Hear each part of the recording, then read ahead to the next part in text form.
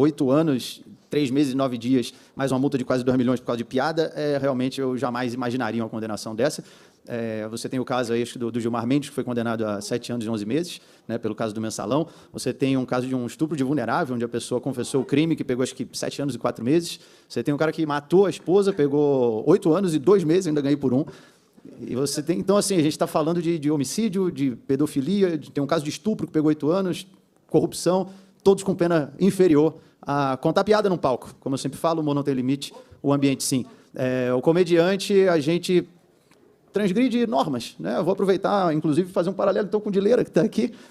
A pessoa que tem Tourette, o comediante, a gente é muito próximo, né? O meu laudo é o palco, é isso. Ninguém vai prender alguém que tem Tourette por causa do que ele fala. Você compreende? Até hoje, aguarde. É isso. Como o Cássio comentou aqui também, a comédia vem de você violar normas.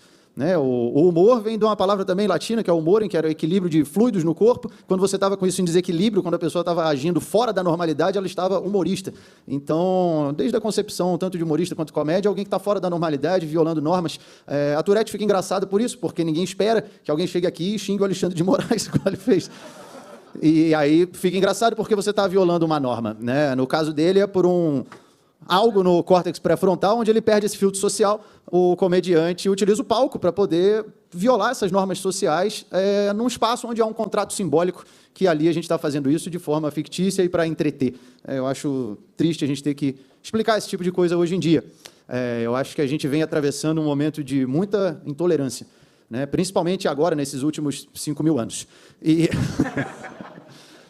E é triste ver que a intolerância, por mais que o tempo passe, a intolerância não cessa, ela no máximo muda de aparência. Né? Se a gente recuar alguns séculos para uma época chamada Idade das Trevas, a fogueira da Idade Média é o cancelamento de hoje em dia. Os inquisidores são os canceladores, e aquele que não abaixa a cabeça para a ideologia dominante no poder é uma bruxa que tem que ser queimada e removida da sociedade. E eu sou completamente contra isso. Hoje fala-se tanto em diversidade, mas não querem diversidade de pensamento. Né? Todo mundo tem que pensar igual. Fala-se tanto em respeito às minorias, mas a menor minoria é o indivíduo. E se esse não pensar do jeito que querem, também vai ser desrespeitado, por mais que ele pertença a uma dessas ditas minorias. E, no fundo, acaba tudo sendo sempre uma disputa por poder, como sempre foi e continua sendo. Vou dar um exemplo rápido para vocês. Em um dos meus processos está citado, ele ainda utiliza a palavra humor negro, reforçando o racismo na sociedade, uma palavra racista. Porra, é sério? Eu aprendi sempre a ir pesquisar antes de sair falando, né? Principalmente algo tão sério, documento pedindo prisão de uma pessoa por um crime inafiançável. Essa palavra surgiu na década de 30, na França, num livro chamado Antologia de L'Humour, que na tradução virou Anthology of Black Humor, no nosso português, Antologia do Humor Negro, e é uma coletânea de contos de diversos autores sobre assuntos variados, então, ou seja, não tem uma origem racista, mas ficaram 3, 4, 5 anos repetindo essa mentira, até virar uma verdade. E aí você fala, e agora, há poucos meses, deve ter um ano agora, estreia lá na Globo um programa chamado Humor Negro. Ou seja, ao mesmo tempo, uma palavra, no meu caso, está no processo me acusando de racismo, está estampada num programa da Globo. Então, como eu falei, no fundo, a disputa é para ver quem tem o poder de dizer o que pode ser dito, o que não pode, quem não pode, qual palavra é racista e qual não é, por mais que seja a mesma palavra. E algumas pessoas que, às vezes, estão do outro lado e dizem agir de maneira diferente, às vezes não percebem que não é tão diferente assim. Eu já vi cristão, conservador, que fala, hoje está todo mundo muito sensível, muito mimimi, eu não vejo problema em piada com minoria, é só não mexer com religião.